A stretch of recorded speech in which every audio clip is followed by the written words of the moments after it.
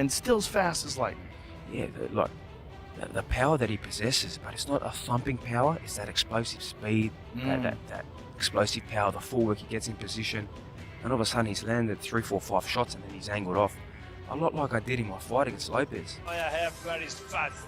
Yeah, it's a competition. He's a very strong guy. A big crowd, doesn't he? He's an absolute superstar in world boxing, and this was another exquisite performance. Joe Rogan reacts live to Naoya Inoue's performance against Alan Picasso, calling Inoue a true legend of boxing. Rogan is stunned by Inoue's lightning-fast footwork and his smooth ability to glide in and out of range. He praises a completely unmatched power for the division, saying Inoue blends speed, precision, timing, and strength in a rare, almost perfect combination that leaves opponents helpless and fans amazed worldwide. I was also excited. He's a legend of the sport. He is a legend, and he's such an unusual guy. You know what's crazy about him is his calves. Yeah, When you look massive. at that. When Alexander Usyk is asked about Naoya Inoue's performance against Alan Picasso, his reaction shows genuine respect and admiration. Usyk pauses, smiles, and then praises Inoue's incredible speed and commanding presence inside the ring.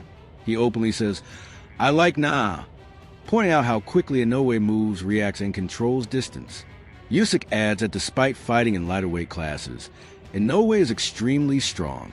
He explains that the rare mix of power, speed, balance, and timing makes Inoue dangerous every second. Here, the unified heavyweight champion of the world, Alexander Usyk. Alexander, you're watching another pound-for-pound fight in Inoue. Have you been impressed with his performance so far? Yeah, I like this show. Nagadani fight great. This Mexican guy, Naoya. I happy. What do you think Inoue needs to do to get the stoppage? I not think about this. I just watch fight. Maybe Naoya next fight going up. Maybe, I don't know. I think it's normal. Because Naoya have very fast. Yeah, it's a competition. Buzzing after Naoya Inoue's dominant performance against Alan Picasso, as social media exploded with highlights, reactions, and expert breakdowns. Fans and analysts alike pointed to Inoue's relentless pressure and his ability to control every phase of the fight. Boxing analyst Henry offers sharp tactical breakdown, noting that Picasso entered the ring with a high guard, keeping his gloves tight to protect his chin and showing good defensive discipline early. However, Henry observed that Picasso's elbows were positioned too far forward, leaving his body exposed. Inoue quickly recognized his flaw and exploited it with ruthless efficiency. His sharp lead hand, elite timing, and blazing speed allowed him to land punishing body shots while staying unpredictable. The difference in power was obvious throughout. Inoue's punches carried serious impact, while Picasso's shots failed to gain respect. Henry emphasized that Inoue's blend of offensive precision, defensive awareness, and ring intelligence kept him firmly in control, reinforcing why he is considered one of boxing's most dangerous fighters today. When I saw the two men get into the ring, the first thing that I noticed straight away was Picasso was carrying an incredibly high guard, defensively keeping his gloves very, very high, trying to protect his chin. And one thing I'll say in general about Picasso in this fight is that his defensive awareness was very, very impressive. He very rarely dropped his hands after he threw a shot. His discipline was incredibly good. But the problem with that is that sometimes it leaves a lack of room for creativity with fighters. Yes, it's important to be defensively disciplined, but if you continue to give the same look over and over again, you're never ever going to beat a guy like Inoue. The first thing I said at the beginning of my live about this guy was I looked at him and I went, his elbows are incredibly flared. He had the high guard, but his elbows was very, very far forwards, which instantly made me think he's giving the body to Inoue, he's offering it to him.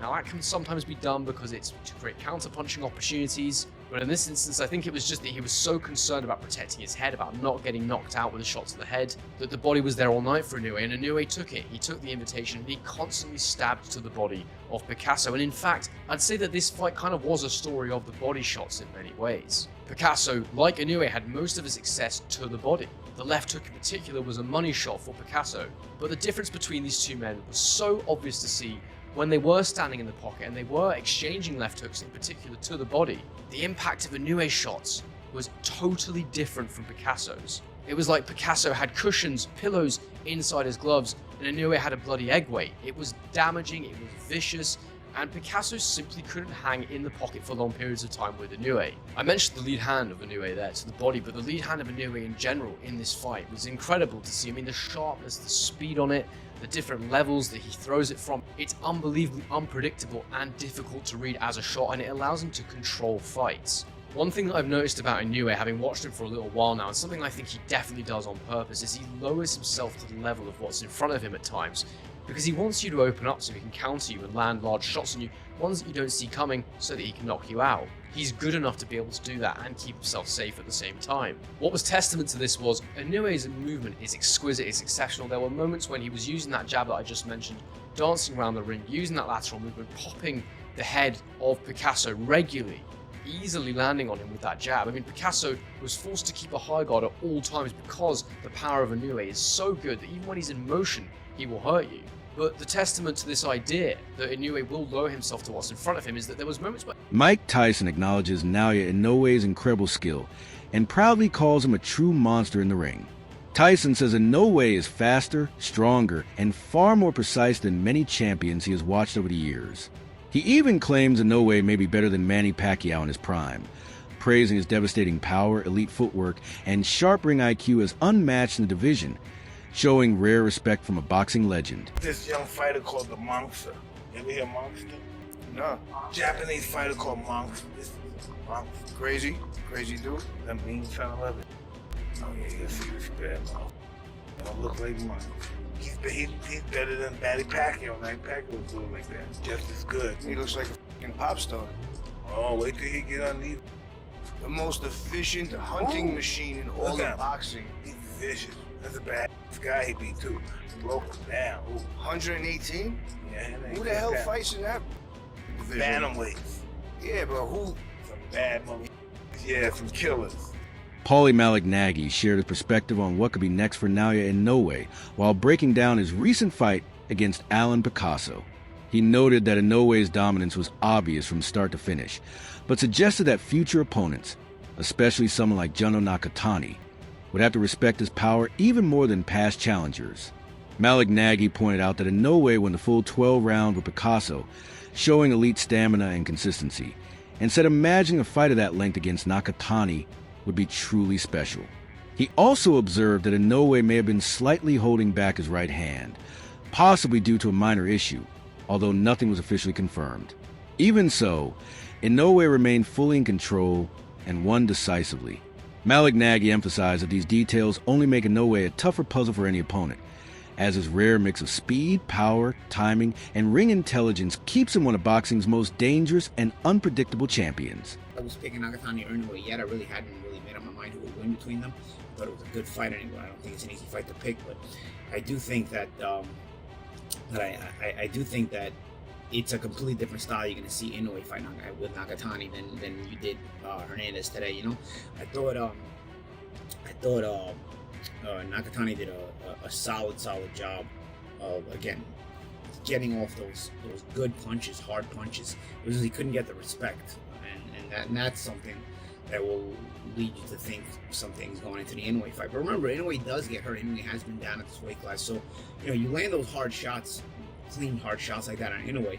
I think he's gonna have to respect that power of Nakatani, more so than Hernandez did today. Now, Naoya Inoue took on David Picasso in another surprising result in that this one also went the distance. Can you imagine Nakatani and Inoue both going the distance would have been crazy odds if you're a gambler. But Inoue won the fight going away. I don't know, he didn't get asked the question in the post-fight interview, but to me it seemed like Inoue's right hand may have been bothering him. Again, just assuming here because we didn't get any confirmation.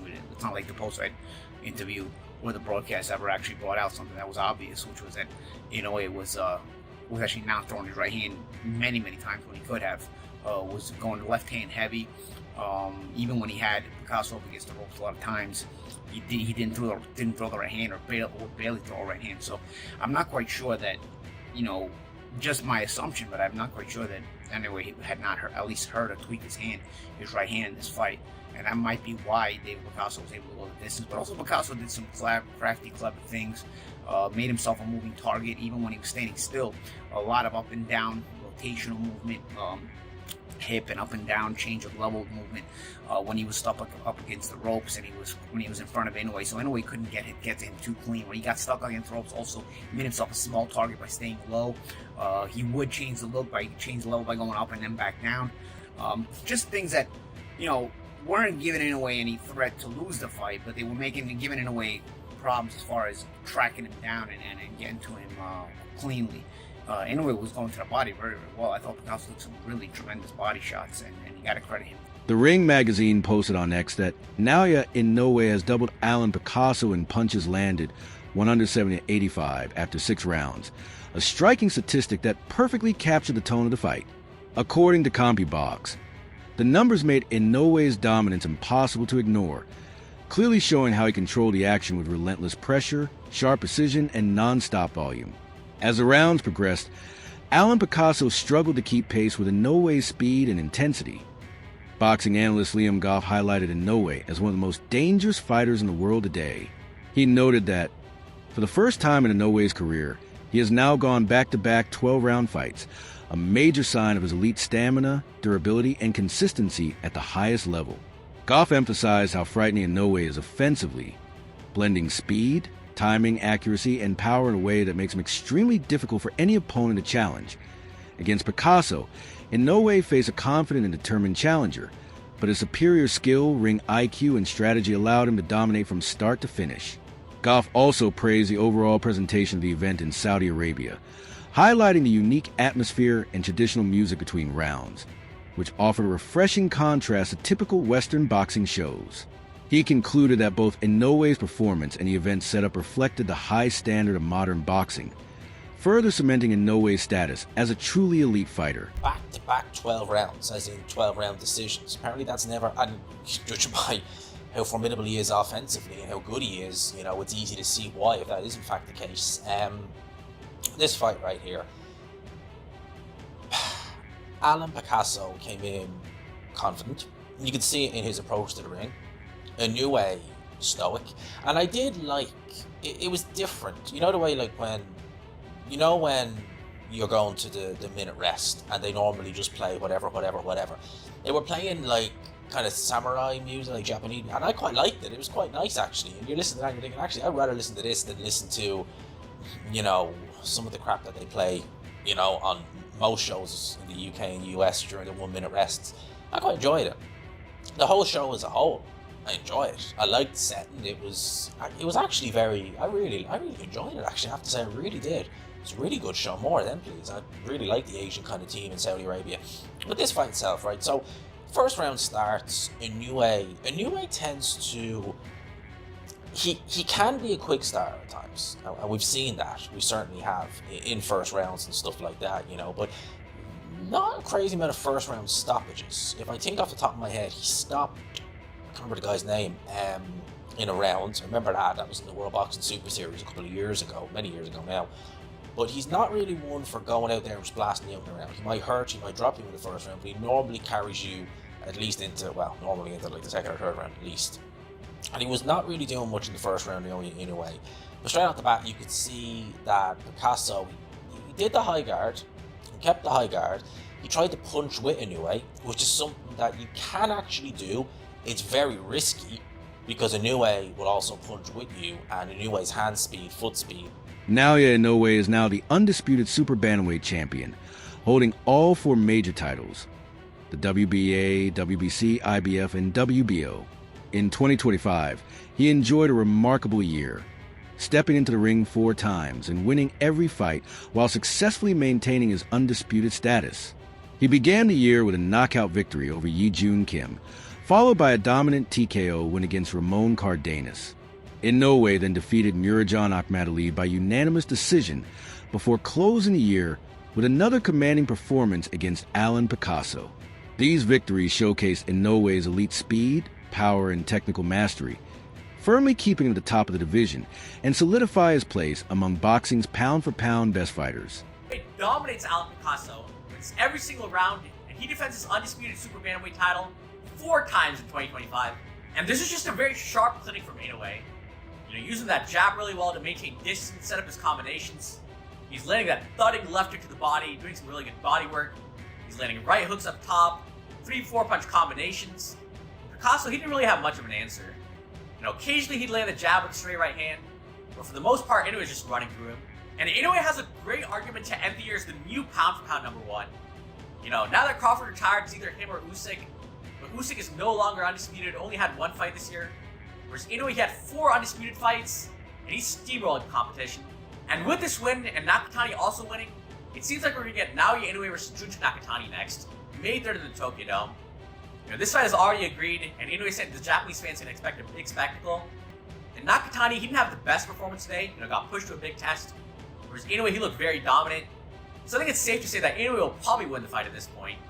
But still, this will be the big... User Diego shared his reaction on X, tweeting, "Top-class performance by Naoya Inoue and much respect to Alan Picasso for holding up for 12 rounds." In his post, Diego highlighted Inoue's elite skill set, blazing speed and relentless pressure, which allowed him to dominate large portions of the fight. At the same time, he praised Picasso's toughness and determination, acknowledging the courage it took to survive the full 12 rounds against such a dangerous opponent. The tweet captured both Inoue's brilliance and Picasso's resilience, showing appreciation for a competitive and entertaining contest. The fight between Naoya Inoue and Alan Picasso presented an intriguing contrast of styles. Inoue's explosive power and hand speed were matched against Picasso's height, reach, and defensive approach. In the early rounds, Picasso performed better than many expected, using his taller frame, high guard, and smart movement to earn a couple of first 6 rounds on some scorecards. He occasionally crouched to minimize Inoue's target area and disrupt his rhythm as the fight wore on. Inoue's class and experience became increasingly clear. He began to land sharp jabs, clean left hooks to the body, and well-timed right hands around Picasso's guard. Despite Picasso's adjustments and continued effort, he could not match Inoue's speed, accuracy, or power. Inoue controlled the pace, dictated the exchanges, and steadily broke down his opponent. By the final bell, his dominance was undeniable, securing a decisive victory that confirmed his elite level and superior boxing ability. Because it wasn't a competitive fight, and I knew that. Picasso is not on that level. Picasso does not have the punching power to really trouble Inoue. And on top of that, Picasso, what was kind of crazy about Picasso was like early on in the fight, he started out pretty good. I gave him like 2 rounds in the fight. Like I gave him 2 of the first 6 rounds. But as the fight wore on, he fought more like a Paul Butler type of fight. Very gun shy, calculated, in the high guard. Just didn't give Inoue a lot to work with. And Inoue will land a lot of jabs. Inoue will land a lot of left hooks to the body. But Inoue had a very hard right hand around the guard. Him and his team looked like they game planned against that right hand. It kind of like, you know what? If you're gonna knock us out or beat us tonight, you're not gonna knock us out with that punch like you did to everyone else. And there were times where Picasso, being the significantly taller guy at 5'8", would be crouching down and getting lower than Inoue, making himself a smaller target. So he was doing some good things here and there, but overall, class tells over time. Inoue was just too quick, too fast, too sharp, and too good, but he just couldn't get the stoppage. So that being said, a lot of people are going to hold it against Inoue because he's held at such a high standard, and I get it. With great power comes great responsibility, but I'm impressed, man. I'm very impressed with Inoue. Just even though I've given him some flack for fighting some guys I just don't think are on his level this year. To fight 4 times in a calendar year, and defend the undisputed title 4 times in a calendar year, that's unprecedented. And he's the first fighter since Larry Holmes to successfully defend the ring belt 4 times in a calendar year. This is the first time it's happened since 1983. So he saw history, and he outclassed. Did Naoya Inoue prove he remains a pound-for-pound elite fighter, or was this simply another dominant yet predictable performance?